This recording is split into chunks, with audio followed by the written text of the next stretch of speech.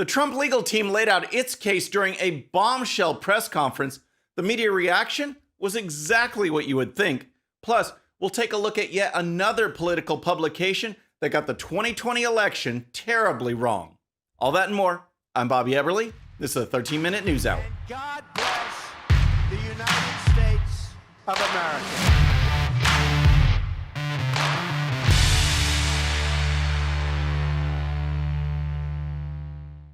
All right, friends, welcome to the show. Happy Friday. I hope you had a great week. If you're new to the show, thank you so much for tuning in.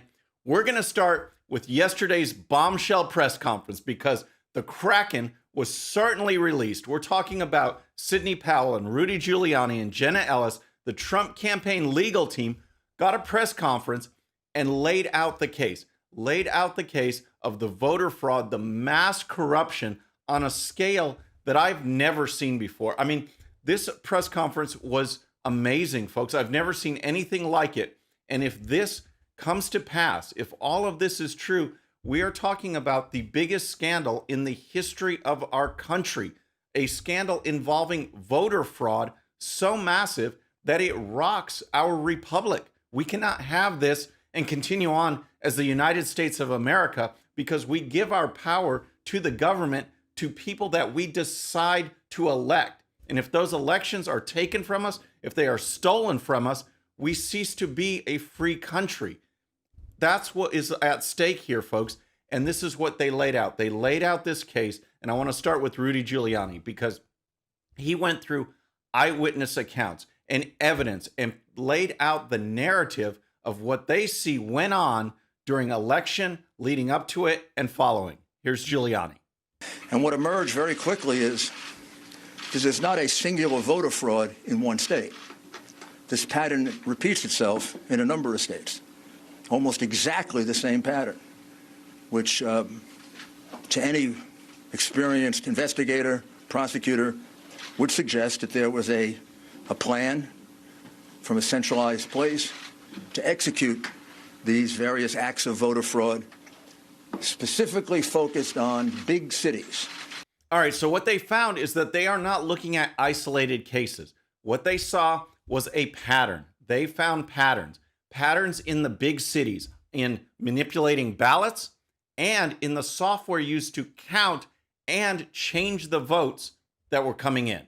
This is what they found, coordinated effort on a large scale in the major cities known for corruption. We're talking about Milwaukee, we're talking about Detroit, we're talking about Philadelphia, Atlanta. Across the country, folks, this was big. It involved both the ballots, fraudulent ballots, and practices of backdating and other things, and the machines themselves. And then Sidney Powell came to the podium and outlined the voting machines, the voting software, and what that was all about. And here's Powell. But one of its most characteristic features is its ability to flip votes.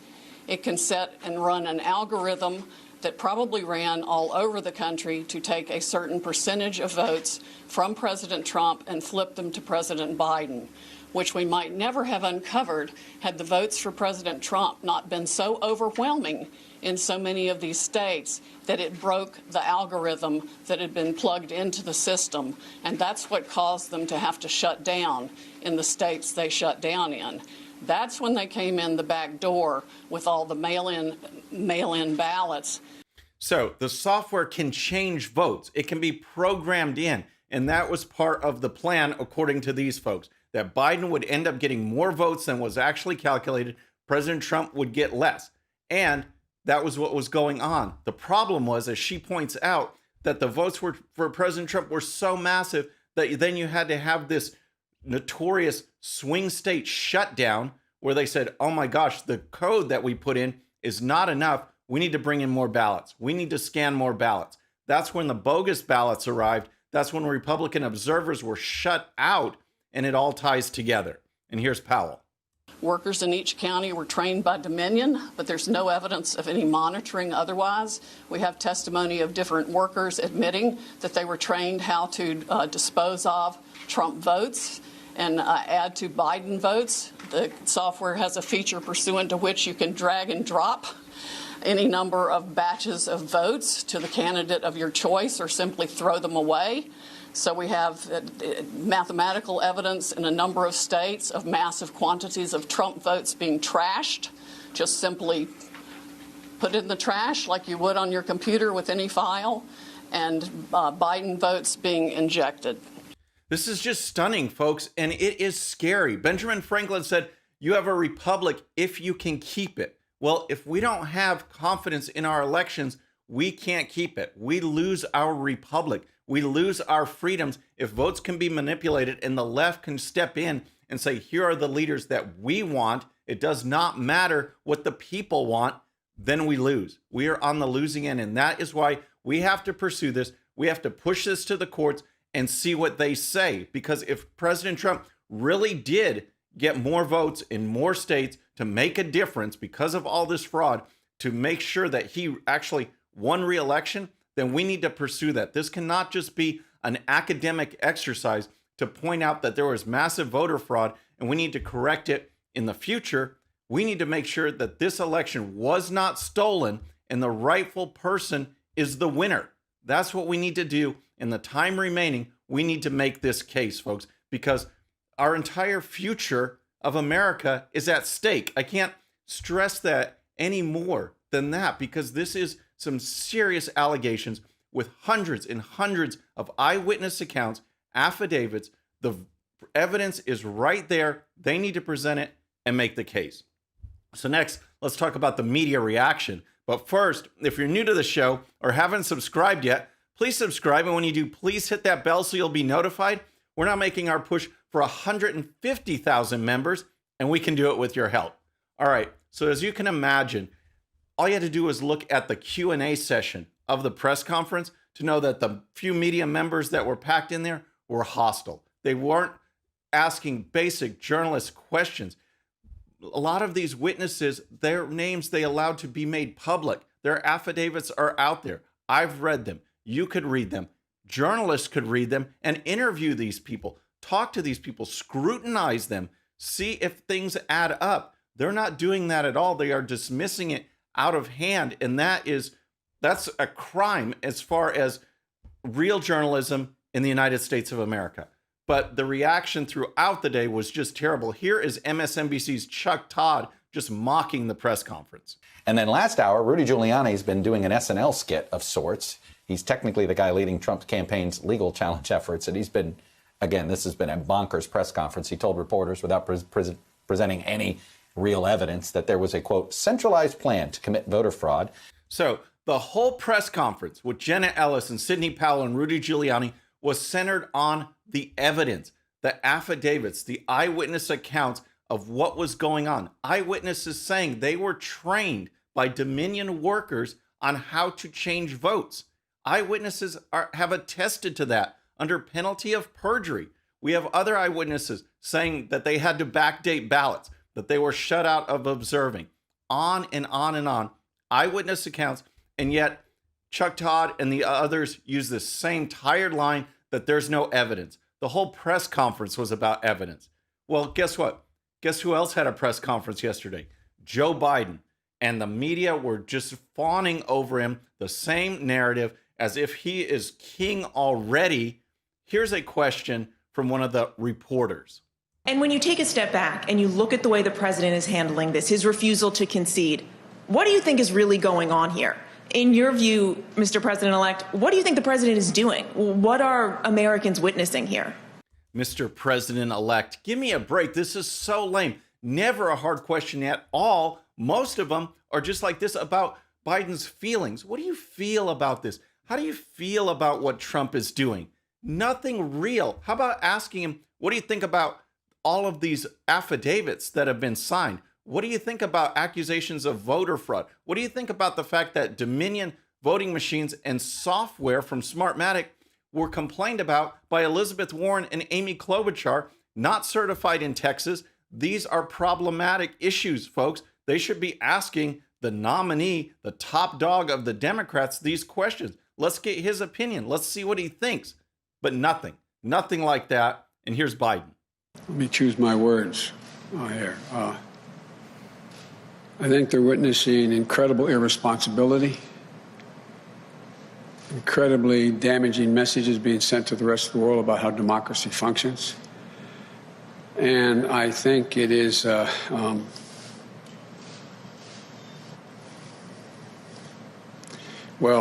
I don't know his motive, but I just think it's totally irresponsible. Incredible irresponsibility. That's what Joe Biden says.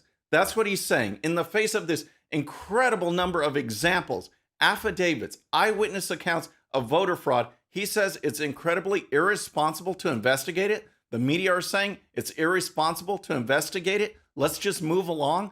What about all these people? Don't they have a right to be heard?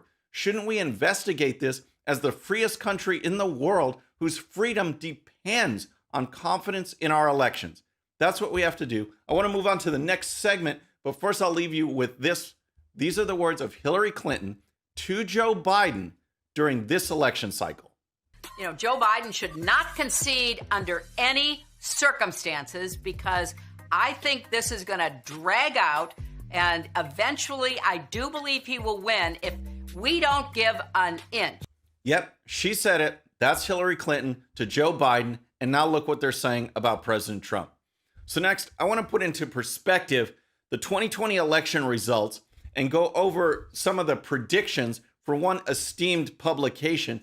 But think about this, okay? In this election cycle, we're supposed to believe that a candidate with dementia who can't get words out, who hides from the press, who doesn't actually campaign, who energizes no one, he is the one that's supposed to have shattered voting records, set new records for votes for, and yet the rest of his ticket, this blue wave that was supposed to sweep away the House and Senate Republicans, never happened. That's what we're supposed to believe, that he had zero coattails at all. He sets records, blasts Obama. President Trump blasted Obama as well, and then Biden is, we're supposed to believe that he got more than President Trump, yet had no coattails to deliver anything on the Senate and House side. That's what we're supposed to believe. And everybody, all the pollsters got it wrong. And the Cook Political Report, they messed up in a big way and got every toss-up basically that they called wrong. And here's the report. Republicans won all 27 House races the Cook Political Report rated as toss-ups in its 2020 election analysis, in addition to picking up 7 of the 36 seats the outlet rated as likely Democrat or lean Democrat. Before the election, the Cook Political Report listed 229 seats as either solid Democrat, likely Democrat, or lean Democrat to go along with the 26 toss-ups. As of Thursday, the party's best hope is for 226 seats, though the Cook Political Report rates 223 as a more likely outcome. The results represent a major disappointment for Democrats who grew increasingly confident of a blue wave leading up to Election Day that would give them an expanded House majority. So that's the House side. All the races that they called as toss-ups went for Republicans. Pretty interesting. What about the Senate side? Here's more. Disappointment for Democrats wasn't limited to races in the House. The party also had high hopes of flipping the Senate away from Republican control. Of the 7 Senate races the Cook Political Report rated as toss-ups, Republicans won 5, as well as all 4 races listed as lean Republican. The other 2 toss-up races still outstanding are both in Georgia, where runoff elections are being held in January. So, all the toss-up races that they listed for the House went Republican. All the toss-up races that they listed in the Senate went Republican, except for 2 that aren't finished yet, that still have the election in January. That's what they did. That was their predictions. Not a single House Republican incumbent lost. Not a single one. We gained seats, yet Biden supposedly blew out President Trump. Right.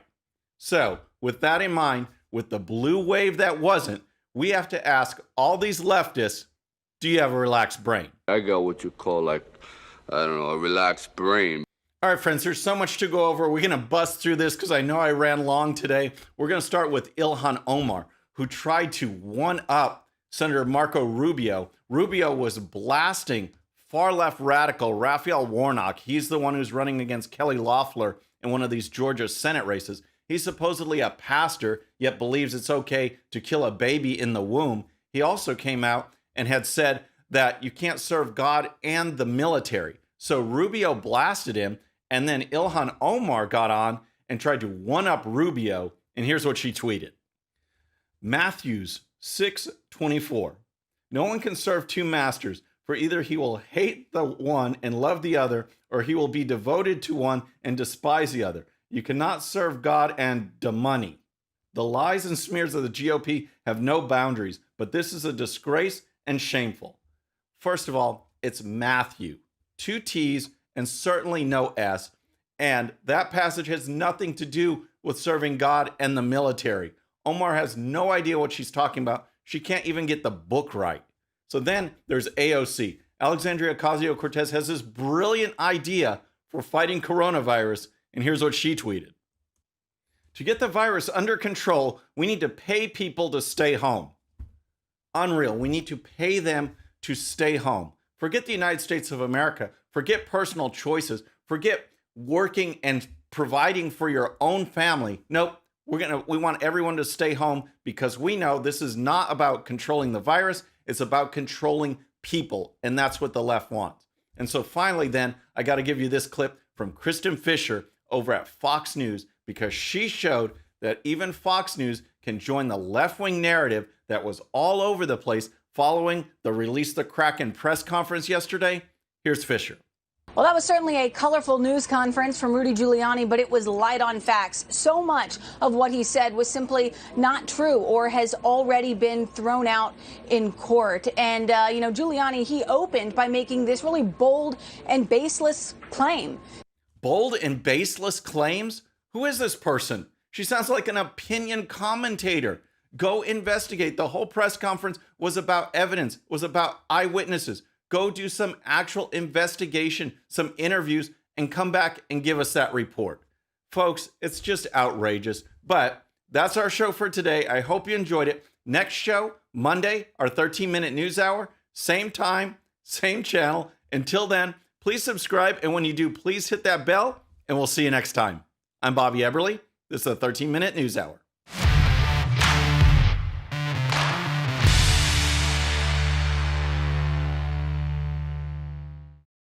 Okay, friends, thanks so much for watching. And before you go, please hit that subscribe button, hit that bell so you'll be notified.